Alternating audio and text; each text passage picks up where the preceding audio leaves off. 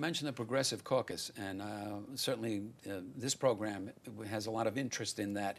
If you could, first of all, briefly describe what you mean by progressive, and secondly, why that caucus was formed in the first place.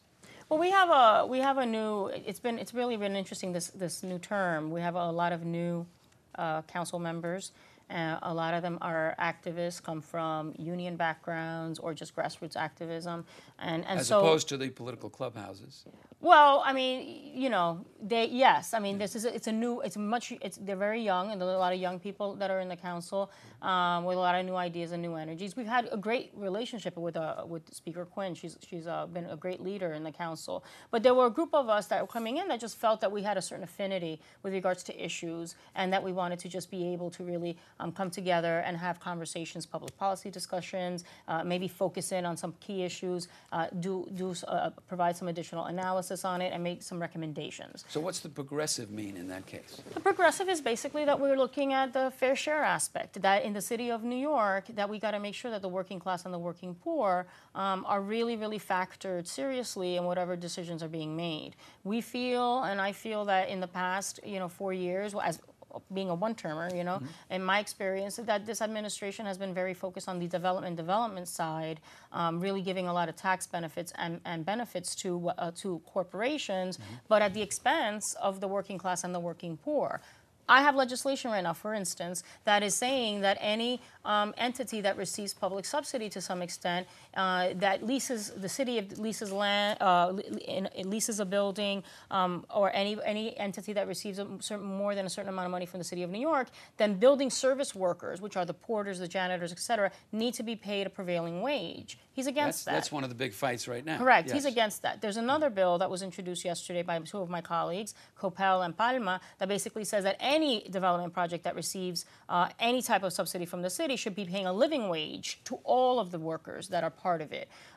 He's against that. So what we're trying to say is that, if we are, as taxpayers, investing in a project, then we expect a return on our investment. And a minimum expectation is that we should be able to provide some sort of a living or prevailing wage to the workers that are going to be part of that development, so that they can provide for their families. And a living wage and a prevailing wage in New York City is not making you wealthy, and it's almost not, it's really difficult to just make ends meet as it is. But it's a way of sending a message that we believe if you're going to get some sort of a benefit from the city, then you've got to give back, and give back something that's pretty substantial. Now, one of the things that's of interest about being in the Progressive Caucus is that it involves people across racial and ethnic lines, doesn't it? Yes, it does. Okay, because traditionally, for example, the council, as far as Latinos have been concerned, has been a Black and Puerto Rican or Black and Latino caucus, which was more about, in a sense, identity politics than having a Progressive Caucus, which is really the equivalent of having, for example, a affordable housing caucus.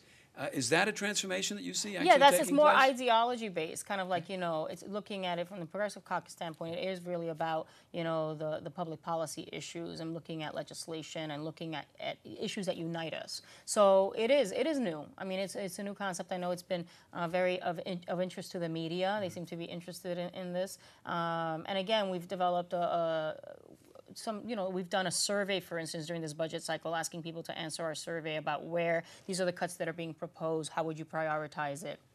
And we would look at these revenue options, which ones would you be more favorable to? We did a survey that we got almost 2,000 responses to, over 2,000 responses from the city. We sent it out to as many people as we could. So it's just to get a flavor, kind of like, and a sense and a pulse of what people are thinking, and it's pretty much aligned with what we had expected, and that's what's kind of informing us as we move forward. That may be also one of the things that would change this particular reality that is of great interest to us here in Insight New York, and that is that when there are conversations about the governor's race, the controller's race, the U.S. Senate, the last mayoral election, Latinos are not even mentioned as being in the game, in the ballpark. It's frustrating. Yes, and maybe this is something that begins to change that. Do you see a Latino being a credible candidate in any of the more immediate upcoming elections, as in this following year and so on, as a serious candidate? And would Melissa Mark-Viverito be one of those?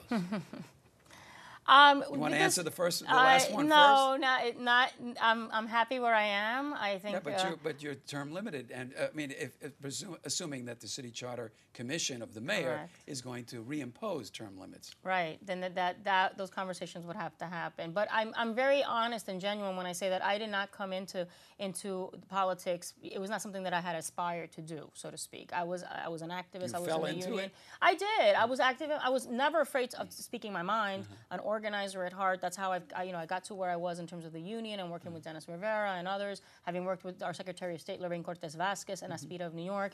I've had great mentors along the way. But it's very much. I was an activist in my community.